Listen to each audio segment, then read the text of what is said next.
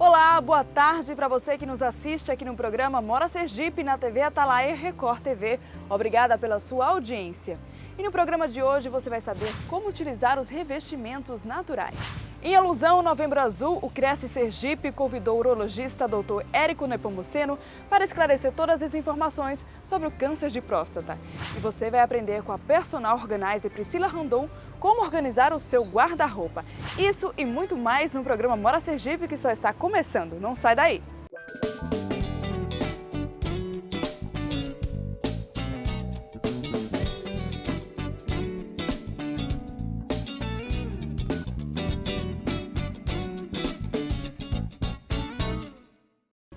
Confira agora na matéria com o arquiteto Vinícius Rodrigues como utilizar os revestimentos naturais.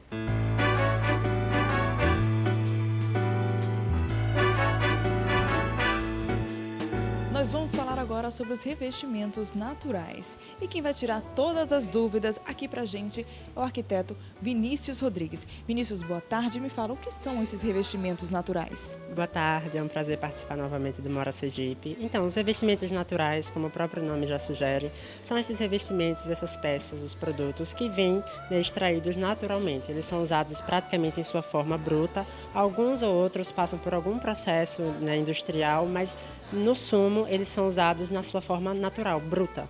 E quais são os tipos que o mercado disponibiliza? Hoje a gama de produtos naturais ela é muito grande, né? Então ela vai desde a pedra e a madeira, que são esses elementos mais comuns, né? que estão vendidos aí há muitos anos, né? A pedra, a madeira de demolição, o taco, mas hoje em dia, com o conceito de sustentabilidade cada vez mais em voga, outros materiais naturais também entraram em ascensão dentro da arquitetura. Então a gente tem a fibra, o bambu, né? Vários outros produtos que podem suprir a necessidade, a depender do projeto, do perfil do cliente, que entram também como revestimentos naturais. E quais são os ambientes que eles podem estar sendo utilizados? Tudo isso depende sempre da proposta, né? Então nunca é demais abusar desses elementos, né? A pedra, a madeira, ela sempre cai bem, principalmente em áreas externas, então a gente está muito acostumado a fazer com esse tipo de elemento ambientes de varanda, áreas de ventilação, gourmets, jardins de inverno, mas também podem ser utilizados dentro de casa, né? Em salas de estar, por exemplo, salas de jantar, tudo depende sempre da proposta e do perfil do cliente para esse tipo de produto.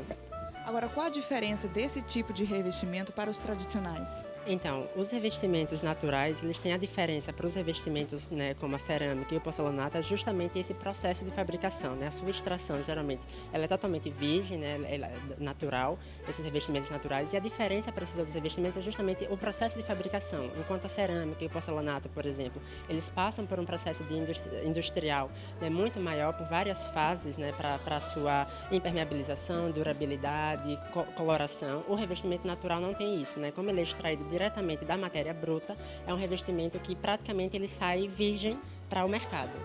Então ele pode ter variedade de cores? Tem sim, a depender do produto, né? A madeira, a pedra, o tijolo, então tem uma gama de variedade que atende a todo tipo de cor, de durabilidade, de propriedades do próprio material. Com relação à durabilidade desse produto, como é que funciona?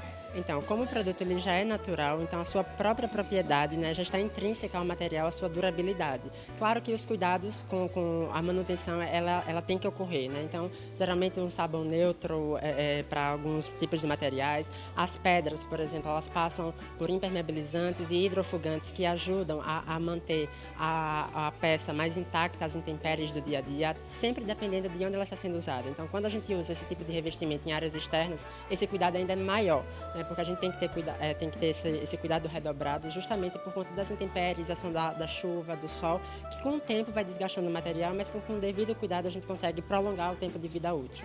Vinícius, agora esse produto combina com qualquer ambiente?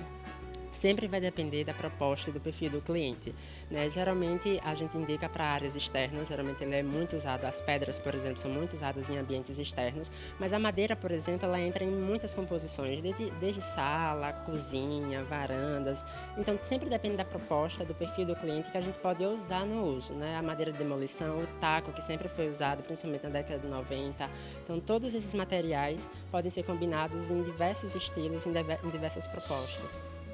E qual a dica que você pode dar para a pessoa que está em dúvida se utiliza ou não esse produto no seu projeto?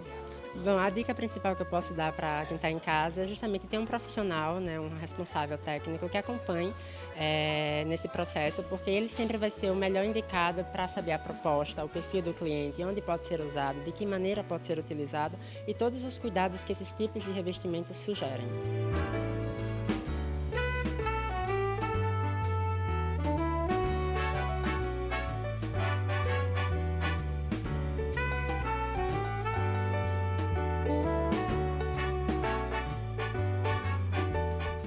Confira agora a entrevista com o Dr. Érico Nepomuceno, que é urologista e vai esclarecer todas as dúvidas sobre o câncer de próstata.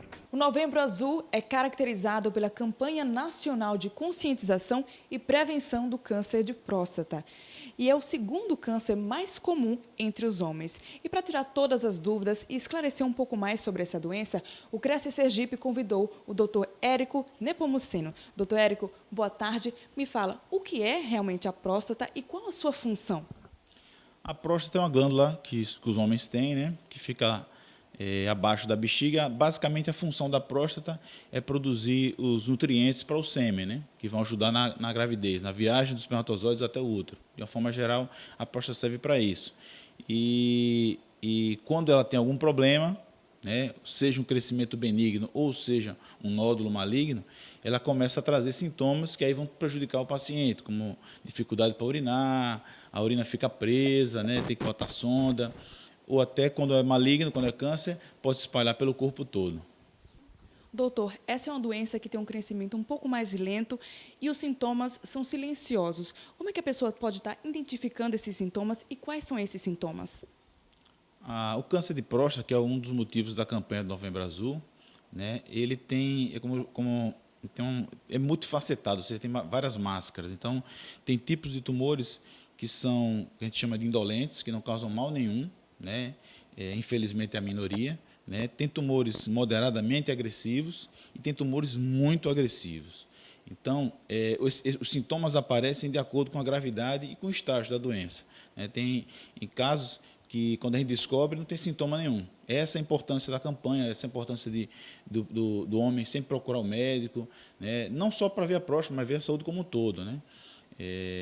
O câncer de próstata ele é um dos cânceres mais frequentes no homem, né? Um dos mais agressivos também, alguns tipos são mais agressivos. Por esse motivo, a mortalidade é alta. Né? Se a gente considerar, imagine a sua turma de escola, se tivessem 36 homens na turma, um deles vão ter câncer de próstata e vão morrer com câncer de próstata, um deles. Né? E, estatisticamente, a prevalência é 1 a cada 6, ou seja, de cada 6 pessoas que você conheça, 6 homens que você conhece, um vai desenvolver o câncer de próstata. Então, é essa a importância de a gente buscar se consultar com o médico, fazer os exames, para que quando descobrir, ou se por acaso tiver e descobrir precocemente, que a chance de cura chega a mais de 90%. Agora, em qual faixa etária o câncer aparece mais comum?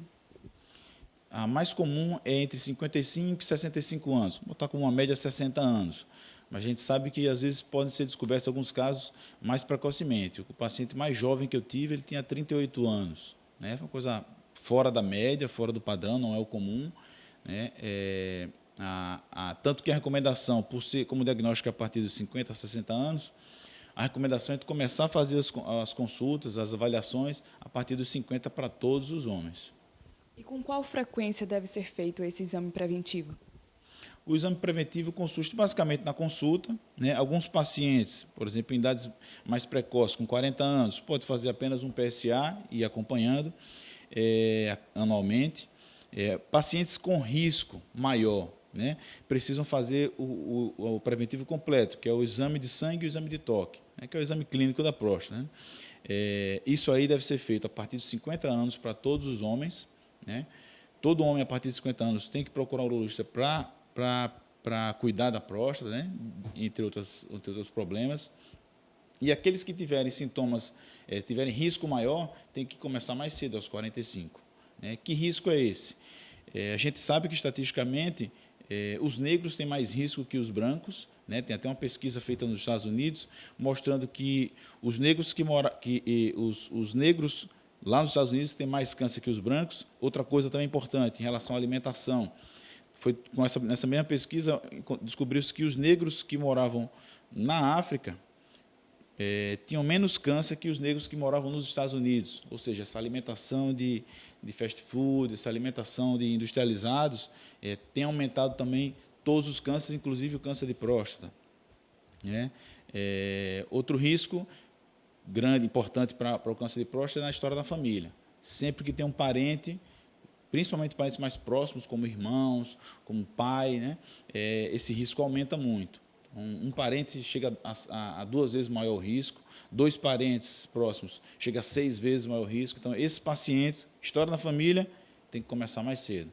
Entendeu? Aos 40, 45 anos, já passar no urologista para poder avaliar não apenas a próstata, mas assim como toda a saúde nossa. Né? A próstata é um fator importante, mas a gente não deve nunca esquecer que nós somos um sistema, né? Com vários outros órgãos, outros problemas que podem acontecer.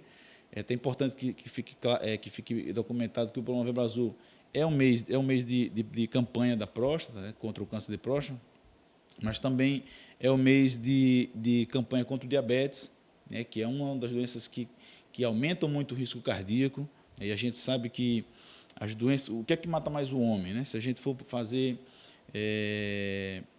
um gráfico, né? Uma pizza, por exemplo, dividir em 10 fatias, o câncer tem 3 fatias, ou seja, é causador em 30% mais ou menos. Né? O câncer de próstata deve estar, o câncer como um todo, né? O câncer de próstata deve estar mais ou menos a metade dessas fatias.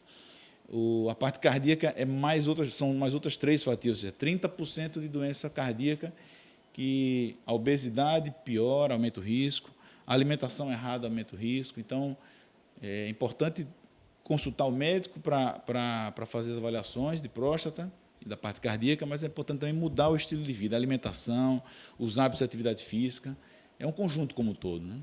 Nós vamos para um rápido intervalo comercial e daqui a pouquinho voltamos com mais Mora Sergipe para você. Não sai daí!